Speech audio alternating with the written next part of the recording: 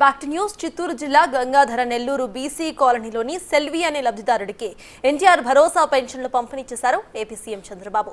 లబ్ధిదారుడైన సెల్వి తన మనవరాళ్లకు సరైన చదువు చెప్పించాలని, ఇల్లు కూడా సరిగా లేదని, జీవనోపాధికి అవసరమయ్యే ఆవులను కొనడానికి తగిన ఆర్థిక సహాయం అందజేయాలని ముఖ్యమంత్రికి విన్నవించుకున్నారు. అయితే వారి ఆర్థిక పరిస్థితి అర్థం చేసుకున్న సీఎం అందుకు తగిన భరోసాను ఇచ్చారు.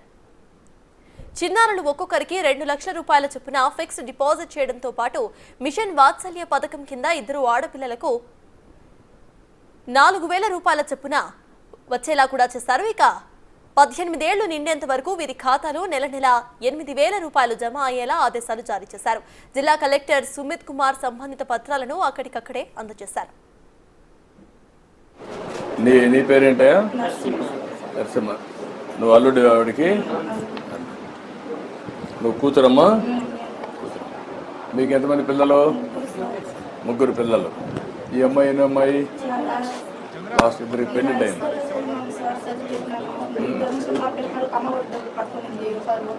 సైకిల్ ఇచ్చినారు, సైకిల్ ఇచ్చినారు. నాకు ఇల్లు వాళ్ళకి లేకుండా ఇల్లు లేదు, ఏం లేదు. అమ్మగారి ఇంట్లో ఉండాలా, నాకు ఏం సరైంది పిల్లపాపని చదివించేది కూడా లేదు. నా వల్ల చాలా కష్టపడలేదు సార్. చాలా పేదలు నేను, నాకు ఎవరు లేదు, అన్నదం లేదు, అక్క చెల్లి లేదు. చాలా పేదరాలు.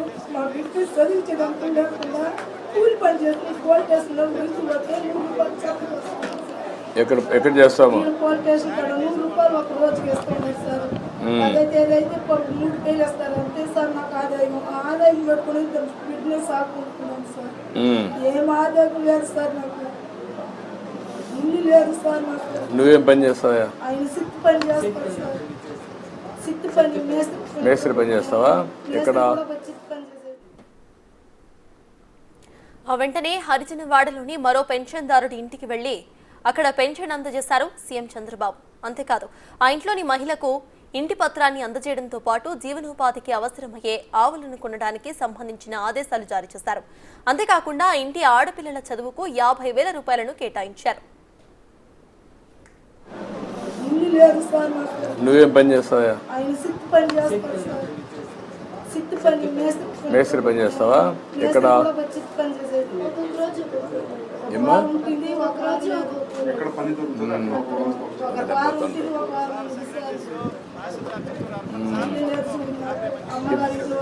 ఇప్పుడు మనం ఏమి అనుకున్నది? 3 సెంట్లు అక్కడ పట్టా ఇచ్చి ఇల్లు కట్టి ఇమ్మంటమ్మా నీకు. అది ఇస్తారు, తీసుకో. ఇట్లా ఇట్రా మాట తీసుకో.